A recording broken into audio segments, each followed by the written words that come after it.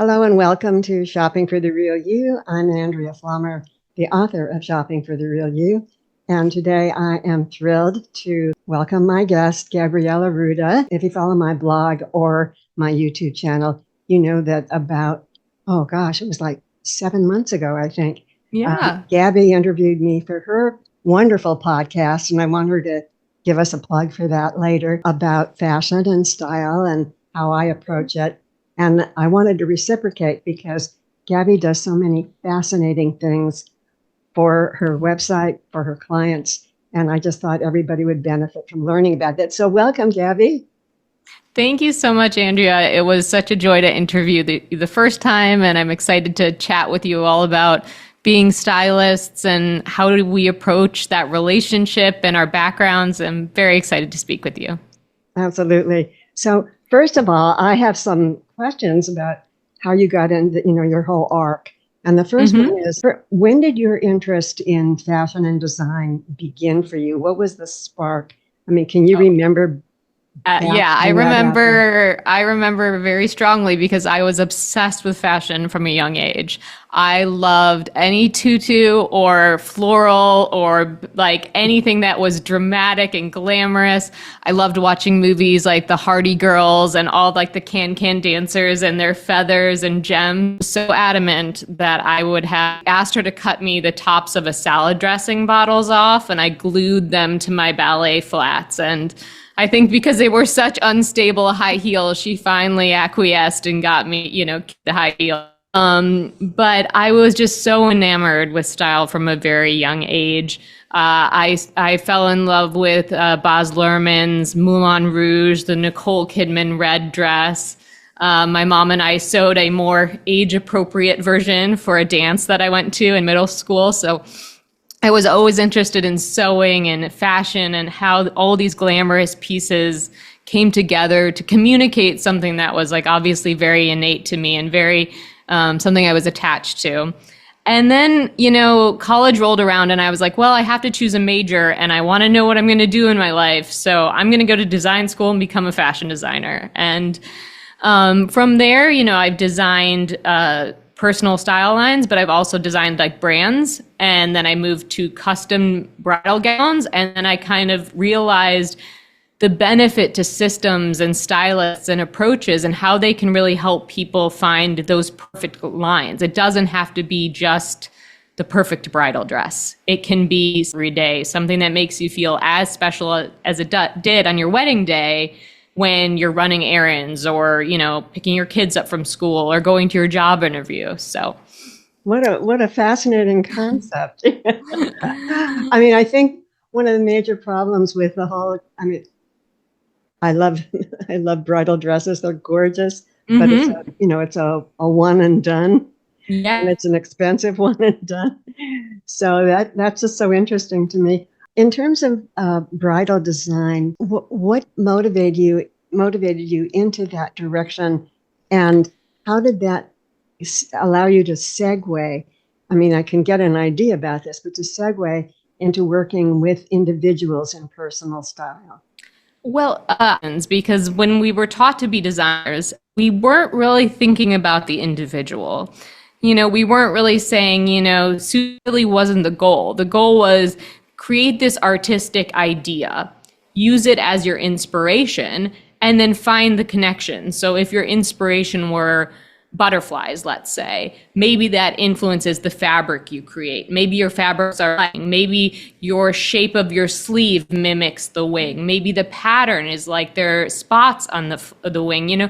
Maybe it's about their movement, how they move and how they flutter. Maybe the fabric has that relation. So you're finding relationships between the two, but it's almost an artistic expression. It really isn't, okay, how does this butterfly dress then work on Susan from Chicago? How does it fit her personality? And so it's easy to get caught up in this idea of the garment and less about. And when I moved to bridal design, it was just the fashion industry is wearing me out.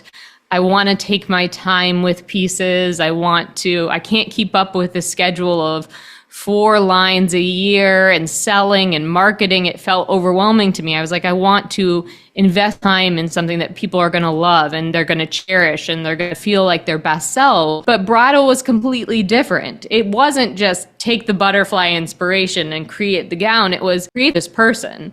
And it's a long journey. These dresses took like a year and a half to make with multiple fittings. And, people started saying like, well, how do I choose the perfect white? Or, why didn't that puff sleeve dress that we tried on, because we would go and try on dresses first just to get an idea of what they liked and what they didn't. Why doesn't that puff sleeve work for me? Or why does this feel so off? And that's kind of where I started to delve into style systems and color, because you buy $2,000 worth of ivory satin and you're 6 months into the project and she goes, maybe I want something a little cooler white. You're like, uh-oh, we've committed to the ivory. So that's really kind of, it was a journey of figuring out, take an art, but then make it a personalized art, make it something super special for that individual. Yes, it is an art, and you do it artistically. I want to talk a little bit about your website and about the way you work through the Kibbe process. For those of you who are unaware of this, I know a lot of you who follow me know my journey from John Kitchener's work, Personal Style Counselors. There are several people who are, maybe I mentioned this when we talked, but I look at style analysis as everybody comes to it bringing some part of it with themselves. Yeah. So there's always going to be some subjectivity, I think. But at the same time, there are certain parameters. And you go into extraordinary detail, beautiful detail on your website through the David Kibbe's work. And he's done a lot of very specific analysis of face shapes, bone structure, height, and uses a very similar terminology to what we use in Personal Style Counselors. So talk about what attracted you to that and how you use it in your work. And I want to direct people at the end of this to that website, because it's just a cornucopia of valuable information. Well, I mean, I do not give Kibbe typings to people or Kibbe. I don't do their analysis or anything like that, because I don't believe in doing analyses in anything that I haven't been officially certified in or learned from a person.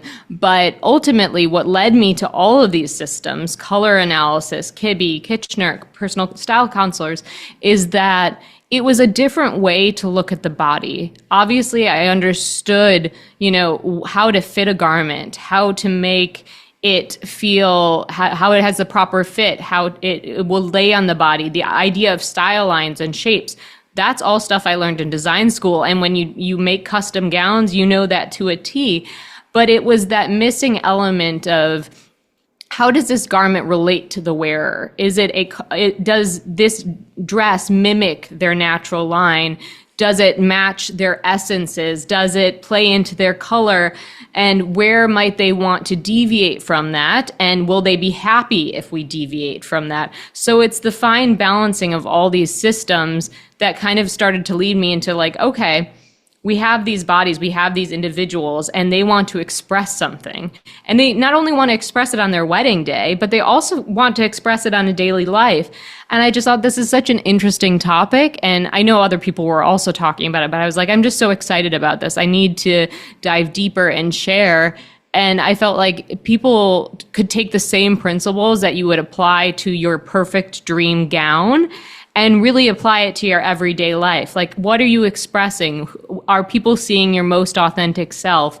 You take so much time crafting a wedding dress, the vision, the flowers, the jewelry, everything is supposed to feel just like your best self. And if you can break down the elements of what that embodies and tap into that authenticity, then it's a beautiful translation to an everyday outfit or an everyday style statement or approach to your style. Now, and this is something I'm sure you can speak on too, it's also understanding your clients though. When I took custom bridal clients, you have to be careful with how far you push them. You might think, oh, they would look stunning in this type of gown and this sleeve would be perfect on them. But you show them that sleeve and they look like, deer in the headlights. Like, maybe we can do this is a little bit more my realm. So as a designer and as a stylist, it's about kind of finding, how can I push them to the best version of themselves, but that they still feel good, that they still feel comfortable, that they can absorb the information and see themselves in a new light, but you haven't totally scared the pants off of them too. So. Absolutely. I think, so much of this work it's almost like therapy. Absolutely. You have to be very gentle and really see the person for whom they are. Mm-hmm. And acknowledge that. And I think that's the greatest gift that we give. Yeah. Is to see somebody. I think one of the most gratifying things that I get from my clients is a note back saying, you get me. Yeah. But I love this concept that you gave about, somebody was going to wear, I think, typically when most people think of wedding dresses, they think of ethereal fabrics, angelic and lots of lace and diaphanous and low cut things. And, so what if you're more like, for my wedding, it was a second wedding. Mm-hmm. I got the perfect dress, which was a wool, this was 30 some years ago. It was long sleeve to my knees, fitted, and gabardine white, beautiful. The little buttons down the front. And I would wear that today. I was going to say, the fact 30 years later, you're... Yes. So I love the idea that you're taking those elements that were their ideal and looking at the person and then incorporating that into the wedding dress. But now, so let's take that into working with your clients. You kind of address this. What are some of the biggest challenges that your clients face, and how do you address those? Things like seasonal color, and I know you guys have your own version of that as well in personal style consultants. It's looking at it as a place you. It's not a box. It's a choose, like, if they are drawn to the soft summer colors and they find out they're a winter, it's kind of taking their hand and saying, let's not freak out about this. Let's look at the palette. Let's explore it. Look about all these other shades you can borrow. Look at your sister seasons. Look at the colors that have commonalities. And let's use this as a guideline for you to feel your best, because there are no color police out there. There's no one saying, oop, you are a true winter and you veered into bright winter, or you wore that soft summer bottom, tisk tisk. It's about finding your gradual entryway to look your best. Those characteristics that just make you shine. And different systems approach this, but I think there's a ton of overlap, actually. And that's really about the flexibility of it and tapping into not just one element, but imbuing your own point of view into that, and that's your job as a stylist, to help them see the information that they give you in a digestible way, but also what the path looks like in a couple months, in a year, because as your baseline changes with this new information, whether it's color, whether it's essences, like with what you do, your view is going to change of yourself. You give someone a lipstick color in their palette and they're like totally scared. They're like, I've never seen myself in this lipstick. What do I do with this? You've definitely got something wrong. And then 3 months later, they're like, I love the lipsticks. They're my favorite part. I buy them all. They work perfectly with my black trench and my red scarf. And they saw the vision. You held their hand and gave them the nudge, and they felt seen, and they see themselves in kind of this new light. And I think that's a wonderful gift. But usually it's just kind of a disconnect. And I think some of that is kind of seeing yourself in a new light with kinder eyes. The internet can be a little bit difficult to contend with. Sometimes you're like, I've tried that silhouette for so long and it never worked for me, and I don't understand why. Something is wrong with me. So, having a stylist show you it's not anything wrong with you. It's just try this and this. It's like they see themselves in a new light. They see that there's nothing defective with them. they can approach it with kinder eyes. They can see a vision of how they look the best, instead of saying, well, Kate Moss looks great in this, why don't I? She's a hard person to compare yourself to. I love that phrase, with kinder eyes. People are so self-judgmental. And again, with social media, everybody's comparing, and I get you probably do too. Can you recommend a celebrity that I look like? And I feel kind of deflated when they do that, because the whole point is to help them see their beauty, their uniqueness. Well, I think that's also interesting, because I get both sides of it, because it's like you just want them to love themselves and see themselves in their beauty and their individuality, and not compare themselves to a different person. But then there was an interesting little challenge going on in my Facebook group, actually, of someone saying, putting faces of celebrities that look like themselves, because you can see their beauty. And then when you kind of put your face next to them, all of a sudden you're like, wait a second, I see my beauty too. I have all this baggage, and I might not be seeing my face for as beautiful as it is, but then I see someone who I always get compared to, and I think, oh, she's gorgeous. Of course I want to look like her. So it's kind of just maybe a different approach into the self-acceptance, or seeing it without the personal baggage you have of, like someone saying your nose was too big when you were in 6th grade, or, you feeling self-conscious about being tall when you're in high school, or it's hard to kind of release those baggage elements, Yeah, that's absolutely true. So can you think, I don't know, some of this stuff might be confidential, but if maybe we don't give names, obviously, and I never show photographs unless they do it on your page. A lot of my clients share their photographs on your page. I know. Oh, everyone loves your services, Andrea. Like, seriously. But without naming names or identifying, can you talk a little bit about maybe one of your clients who particularly stands out as memorable in terms of their transformation from what they were and when they started working with you and what they came?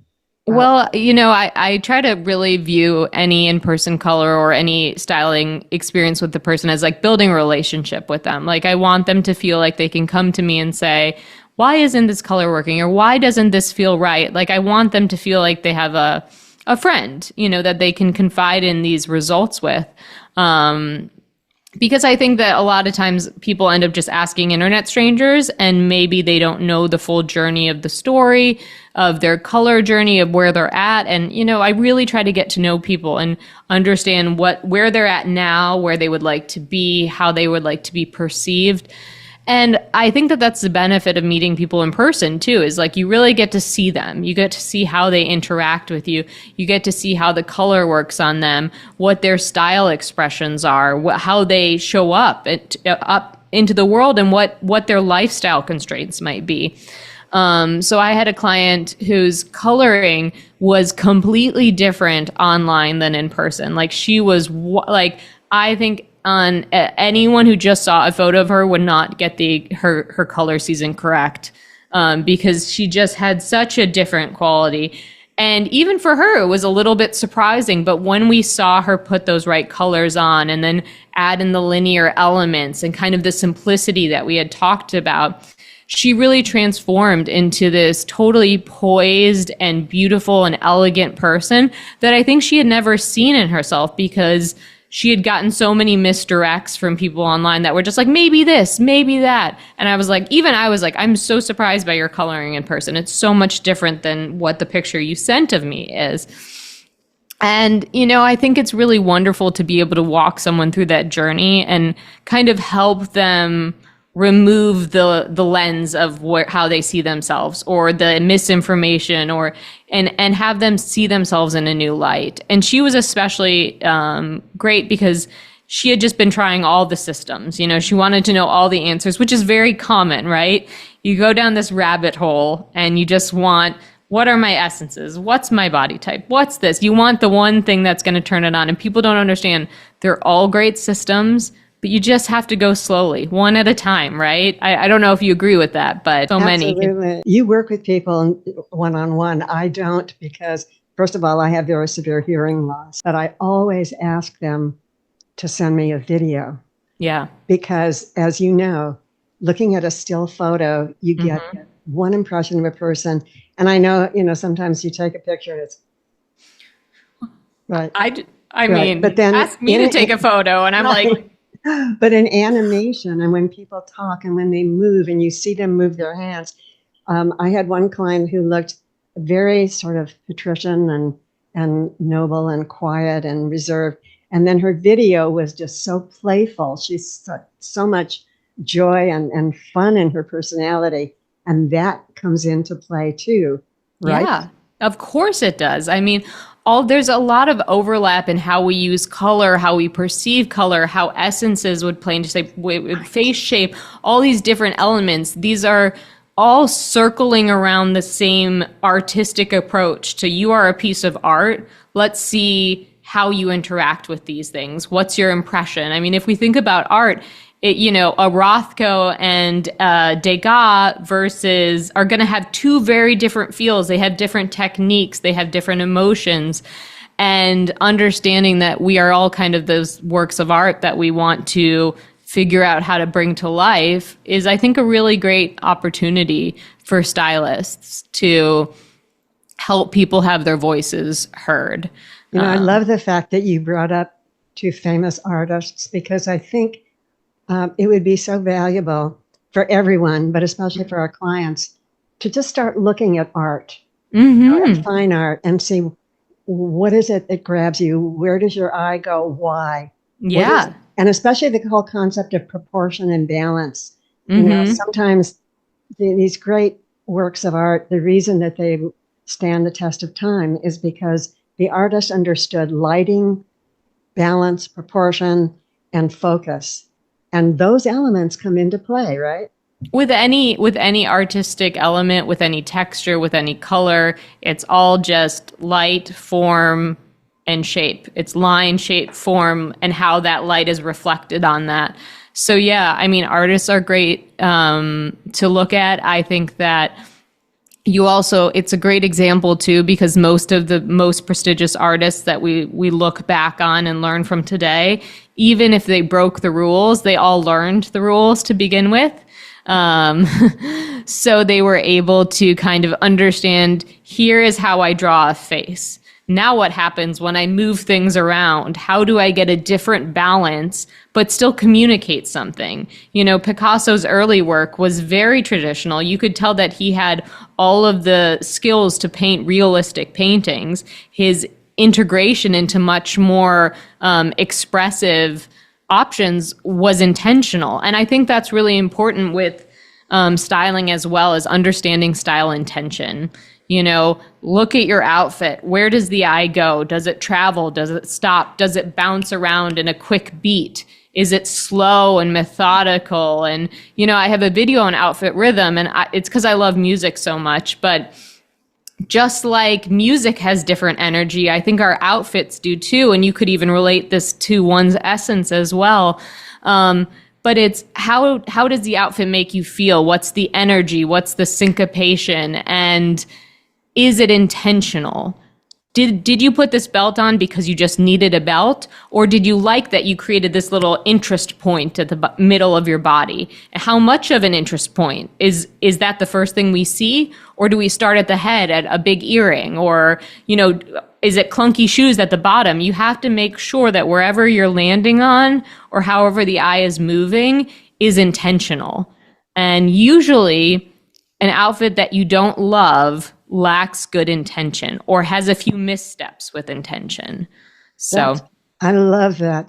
One of the things that I say a lot to my clients, and I think it's true in life in general, you're talking about that, understanding the basics so you can break the rules.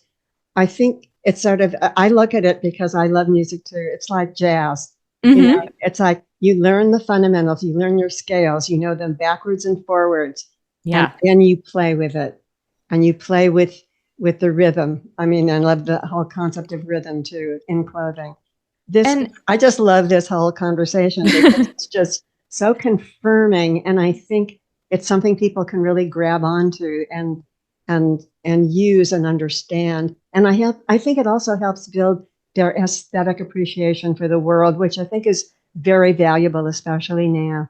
I know it. And it also, go ahead. oh, I was just going to say, and it helps people to understand how to take up their own space. You know, when you can appreciate someone else's art, but say, I'm going to communicate this differently, you can understand the world as an artistic space, but then be able to say, I've carved out my own little space. This is how I want to present myself. It's a love of all things beautiful, but then also a customization. And I think that's really important. Yeah, so that's beautiful, but this is also beautiful. And yeah. This is why. So we're getting up near the end of the clock, but I wanted to ask, how do people get in touch with you, and how do you work with clients? Well, right now I have color services and style services on my website. And I also have a personal style workbook that I sell. So people can kind of go through all the data they're collecting and, you know, kind of reflect on what does it make them feel like, or how do they work with this, or, you know, and we do little monthly challenges for the workbook too. So this month is the croquis concept, which is playing with intention and playing with little tweaks and kind of seeing what happens when I switch out the hat, or what happens when I put on the jacket, what changes with the message. But ultimately people can find me on my website, GabrielleArruda.com. And I hope they go and rewatch our lovely interview on the Style POV podcast. Terrific. And I will list that here in the information box below so people can have access to that. So Gabrielle Arruda, this has been absolutely delightful, very informative, very life affirming, I feel, and I wish you so much success. I have to laugh. You were talking about designing a wedding dress for Susan in Chicago. So I have a friend named Susan in Chicago, and those butterflies, that would be perfect for her. Well, Susan, there you go. It must have been fated. Okay, thank you so much, Gabby. And thank you for watching this episode today. I hope you enjoyed it. If you did like it, give it a thumbs up. And I hope you join us regularly. Take good care. It's been a joy. Thank you. Bye-bye.